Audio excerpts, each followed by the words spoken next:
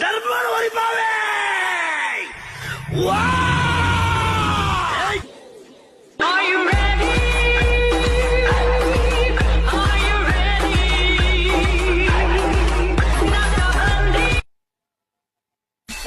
हा पुढच्या ब्रेकच्या मागे गेल्याशिवाय खाली श्वान काढलेला लागणार नाही.